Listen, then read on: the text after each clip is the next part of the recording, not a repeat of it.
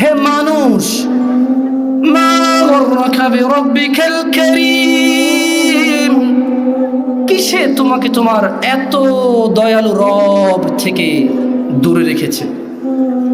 ছেলে সন্তান, স্ত্রী, বংশমর্যাদা, আধিপত্য, ধন সম্পদ। মা গররাক, কি পাইছো দুনিয়াতে? বিরব্বিকাল কারীম, যা তোমাকে তোমার এত দয়ালু, এত করুণাময়, এত মহান রব থেকে দূরে রেখেছে। আল্লাহ বলেছেন আমলিল ইনসানি মা তামান্না, মানুষ কি মনে করে সে যা চায় তাই পাবে? মা গররাকা বিরব্বিকাল কারীম ইয়া নাস, মানুষ তুমি ভাবো কি এমন জিনিস পেয়েছো যা তোমাকে তোমার রব থেকে দূরে রাখে? রব এই কোয়েশ্চেনের অ্যান্সার সলভ করেছেন। তিনি বলেছেন ইয়া আইয়ুহাল্লাযীনা আমানু, প্রথমে তিনি বলেছেন ইয়া আইয়ুহাল ইনসান, হে মানুষ, হিন্দু, মুসলিম, বৌদ্ধ, খ্রিস্টান, আস্তিক, নাস্তিক, মুসলিম, মুমিন, মুনাফিক, কাফির, ফাজির, whoever you are। আদম সন্তান, আদমের ছেলে সন্তানদেরকে আল্লাহ উদ্দেশ্য করে বলছেন, আল্লাহর সৃষ্টির মধ্যে আল্লাহ যাদেরকে সবচাইতে বেশি সম্মানিত করেছেন, তিনি বলেছেন ওয়ালাকাদ কাররামনা বানি আদম, আমি আদমের ছেলে সন্তানকে সবচাইতে মর্যাদাবান করেছি। জি, তারপর তিনি আদম সন্তানদের নামকরণ করেছেন মানুষ। যেমন আমরা এটাকে মাইক বলি, এটাকে কাঠ বলি। তিনি ওনার এই সৃষ্টিটার নাম, যাদেরকে তিনি বিবেক বুদ্ধি দিয়েছে ভালো এবং মন্দ যাচাই করার, তারা জানে প্রত্যেক অপরাধী সে অপরাধ করছে, সে মনে করে পার পেয়ে যাবে। আল্লাহ প্রথমে প্রত্যেক ব্যক্তিকে ইন্ডিকেট করে বলেছে ইয়া আইয়ুহাল ইনসান, হে মানুষ, মা গররাকা বিরব্বিকাল কারীম, কিসে তোমাকে তোমার এত দয়ালু রব থেকে দূরে রেখেছে? তিনি তারপর অন্য সূরার মধ্যে কি বলছেন? ইয়া আইয়ুহাল্লাযীনা আমানু। এবার তিনি সেপারেট করেছেন। কি করেছেন? সেপারেট। প্রথমে সব মানুষকে বলেছেন কি পাইছো? What is the cause?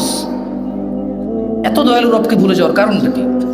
তারপর তিনি বলেছেন যে ঠিক আছে, সবাই বাদ। তুমি যে বলছো যে মুহাম্মদ সাল্লাল্লাহু আলাইহি সাল্লাম তোমার রাসূল, আর আরশের আযীমের উপরে যিনি আছে তিনি তোমার রব, যিনি তোমার স্রষ্টা, তোমার দ্রষ্টা, যার কাছে তোমার প্রত্যাবর্তন, যিনি হায়াত এবং মৌতের মালিক।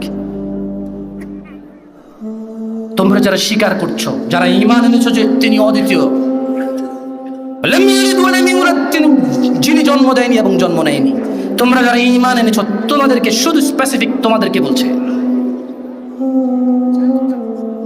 লা তুলহিকুম আমওয়ালুকুম।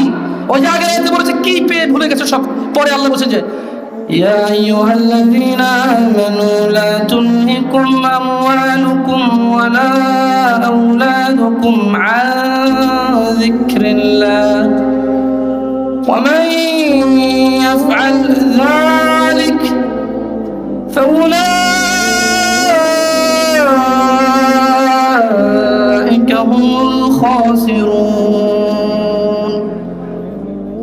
ইয়া আইয়ুহাল্লাযীনা আমানু, হে তোমরা যারা ঈমান এনেছো, লা তুলহিকুম আমওয়ালুকুম ওয়া লা আওলাদুকুম আন যিকরিল্লাহ, তোমরা তোমাদের ছেলে সন্তান, হে তোমরা যারা ঈমান এনেছো, তোমরা তোমাদের ধন সম্পদের পিছনে পড়ে আল্লাহর জিকিরকে ভুলে যেও না।